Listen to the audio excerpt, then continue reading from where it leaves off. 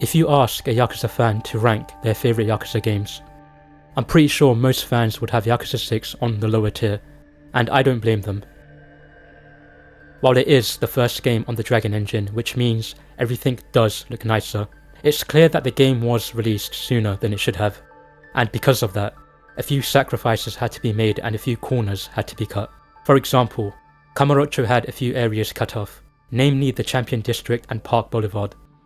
If you try to enter those areas, you'll be met with a construction worker telling you that the area is closed off. Beyond that, you have the sub-stories being much fewer in number.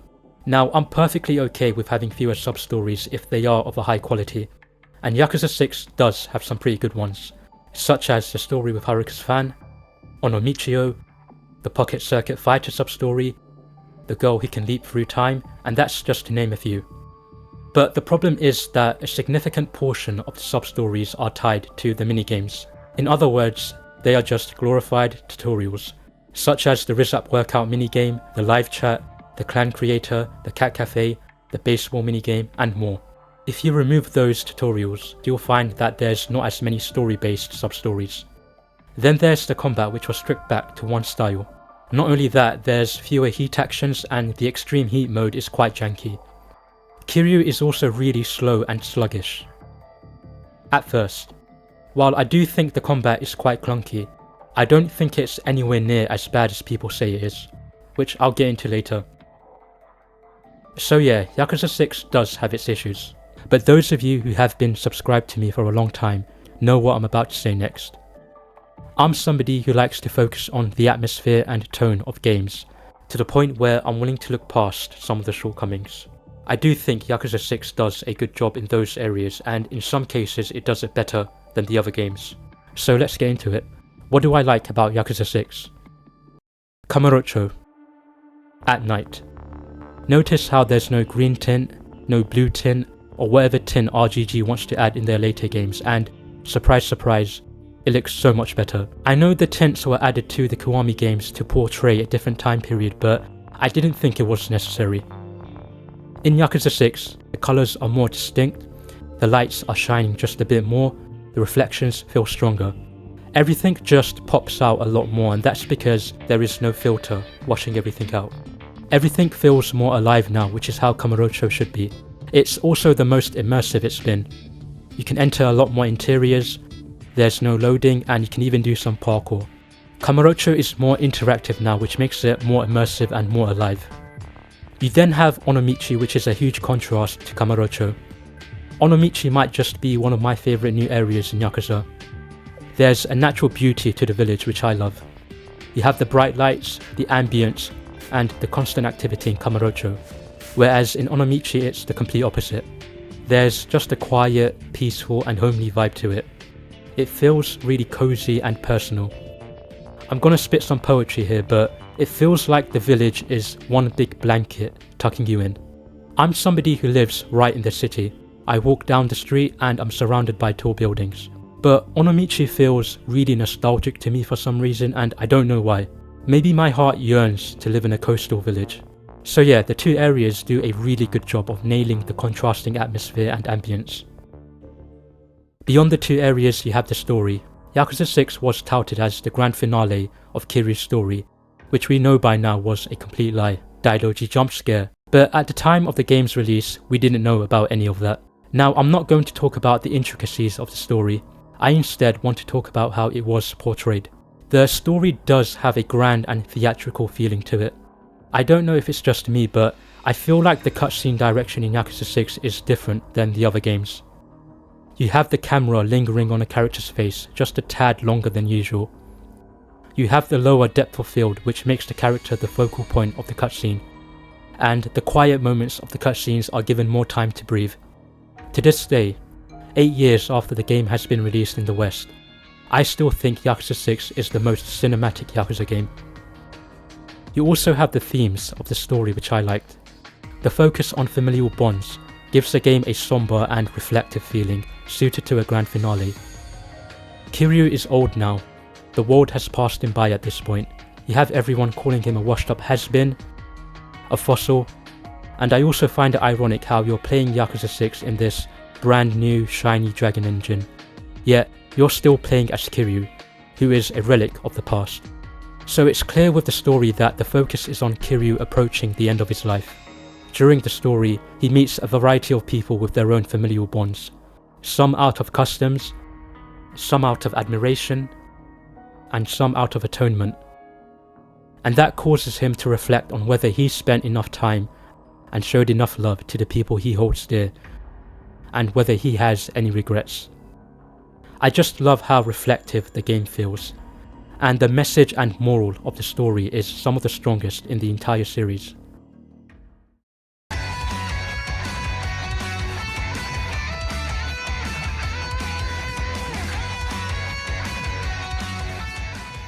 I also really loved some of the villains in Yakuza 6, two in particular, Takumi Someya and Joon-Gi.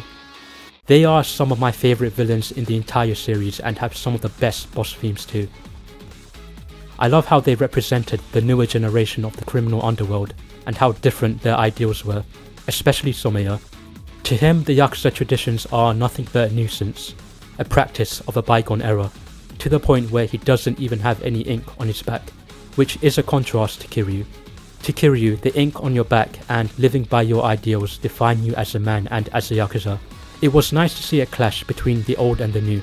You then have his boss fight, which I love, and his boss theme too, Bloodstained Philosophy. You've got a nice reference to the Raid 2 here as well.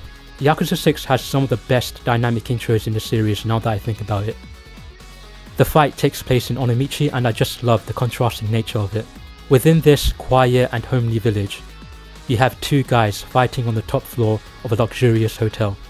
You've got the village as the backdrop too, and it just sets the scene perfectly. It's so nice I make Someya take a look too. It's just a complete vibe and I love it, that's all I can say. You've also got the final fight with Someya, which has another amazing dynamic intro, as well as one of my favourite ever boss themes, Destiny. You're fighting at the top of the Millennium Tower and the stakes have changed now. Instead of it being a battle of ideals like the first fight, it's now a battle of desperation between both Kiryu and Someya. Again, I love the setting of this fight. You've got the rich interior with the Kamurocho skyline as the backdrop. I've said it in previous videos, but I just love urban nightscapes. It's a top 5 aesthetic for me because of how mysterious and cold it feels. There's city lights mixed with the pitch black darkness, and you see it multiple times in Yakuza 6. The aesthetic of this fight actually reminds me of the Tekken Tag opening, which has a similar looking backdrop and has Kazuya in a similar looking building. It's just perfection. You then have Joon-Gi, the leader of the Jingwon Mafia, who is determined to bring the group back to relevance, and he's doing so in his own way. He is all about the flashing lights, the extravagant lifestyle and looking stylish, but we all know that's just a mask for his bloodthirsty interior. He lives for the fighting, and not just that, he wants to do it fair and square. I did like how honourable he was towards Kiryu. Despite being portrayed as somebody who is past his prime, Kiryu is still the measuring stick for any member of the Yakuza, Mafia or Triad to really prove themselves. The fight itself was amazing, which takes place inside a more depraved and vulgar version of Club Stardust. The intro here mimics the camera of a fighting game, which I thought was cool, and I did like how they were fighting inside a boxing ring. You have his boss theme, Theory of Beauty, which I loved, and I'm glad we get to fight him multiple times so we can hear it again. A small touch which I found to be cool was that Joon-Gi was first introduced as the owner of Club Stardust, and when you fight him again, his title gets changed to him being the leader of the Jingwon Mafia, so that was nice. I just wish RGG weren't so quick to get rid of the Tojo clan and Omi alliance, because it would have been nice to have an extra game or two focusing on the younger generation of the Yakuza. Another area of Yakuza 6 that I liked were the long battles. They are so much more advanced now compared to the previous games. The scope of the battles are much larger and there's more mechanics at play. You've got the hotel long battle, which has you working your way up to the top, breaking into random rooms along the way.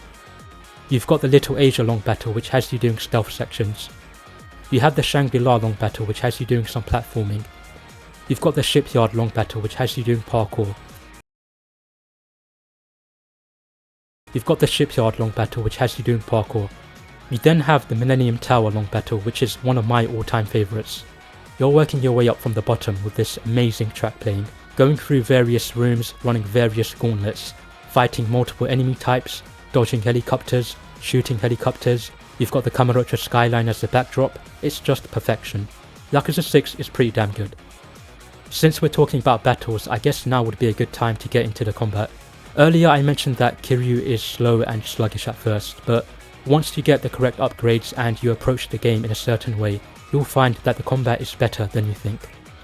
But first, let's get the enemy mobs out of the way. There's not much to say here, the fights here are pretty chaotic. The goal is to get rid of them as quickly as possible, so don't try to be cute with it. Use your weapons, your throws, your running attacks, and get the collateral damage upgrade too to maximize the damage spread. I would also recommend not locking on against multiple enemies to increase your AoE. Now that the enemy mobs are out of the way, let's get into the boss fights. You're gonna need certain upgrades to really maximize the combat potential. For starters, you will need to upgrade your combat speed to level 2 at the minimum. You will also need double quickstep, triple isn't that necessary, quickstep cancel, and quickstep attack, which is crucial, and that's literally it. For the sickos out there, you can get the parry. I'm a sicko myself, so I decided to get it too, and I parried Someya again, parried Joon-Gi, parried Yuta, tiger dropped little baby Iwami. Speaking of tiger drop, you can't really obtain this until the late game, so don't worry about that. But back to the boss fight. I'm first gonna use the Someya fight as an example. At this point of the game, I wasn't able to get the quickstep cancel, but I'll still show you how it's done. You first let him have a drink, and then you parry the bastard. Now notice how I'm not blindly rushing into a combo. I'm using my quickstep attacks and then backing off. Whenever I do attack, I don't commit to a full combo because if an enemy blocks you, it stops Kiryu dead in his tracks for about a second or two, leaving you vulnerable. That is the key here. You don't want to do a full combo string or a combo finisher all the time. Pick your attacks carefully. You have to change the approach here. You have to be reactive instead of proactive. At least on hard difficulty, which is what I'm playing in. Notice how I'm mostly waiting for Someya to attack, and I react to him by dodging behind and landing a few hits, only rarely doing a strong attack. In this second phase, it becomes a bit tougher, because Someya has super armor now and is much more aggressive. But you still apply the same approach and play defensively, using your quickstep attack and dodging behind when you see an opening. Once I'm near the end, I activate extreme heat mode and finish the fight off. We then move on to the Joon-Gi fight where I managed to obtain my quickstep cancel. You can immediately notice the difference now. I'm able to cancel out of my combos and mix it up with my quickstep attacks. There are some tracking issues with this fight, which had me thinking I was playing Tekken 8 for a second, but it's manageable. I do like the combat in Yakuza 6, even more so than the later Yakuza games because it feels a lot more methodical as you can't blindly rush into combos and button mash. You have to pick your attacks carefully. Like the Someya fight, I activate my extreme heat mode towards the end and finish the fight off. Finally, we have the final Someya fight.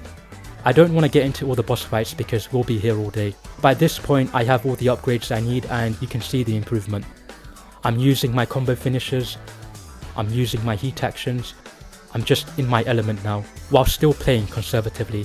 That is the key here, reactive gameplay instead of proactive. I'm still waiting for Someya to attack me before I can start my counter offense. If you use this approach in any Yakuza game, you will have a much easier time and you will enjoy the combat so much more. I'm not even joking, go boot up Yakuza 0 right now and fight Kuze, or just replay Yakuza 6. Also, who can forget this fight having one of the best QTEs? Man, I fucking love Yakuza 6. Here's me tiger dropping Iwami again. So I've covered quite a few areas of Yakuza 6 that I like, and if I'm being honest, I think it does certain things better than the other games. It's the most cinematic looking Yakuza game, and I think in terms of aesthetics, it's one of the best. I loved it from start to finish, and it's personally one of my all-time favourite Yakuza games. It does a good enough job of being the finale to Kiryu's story, except it's not the finale because of a certain clan. A clan which can trigger the entire fanbase at this point. The Daidoji clan. At the time of Yakuza 6's release, we weren't aware of the chokehold this clan would have on the mainline story, to the point where they're now infiltrating the older games.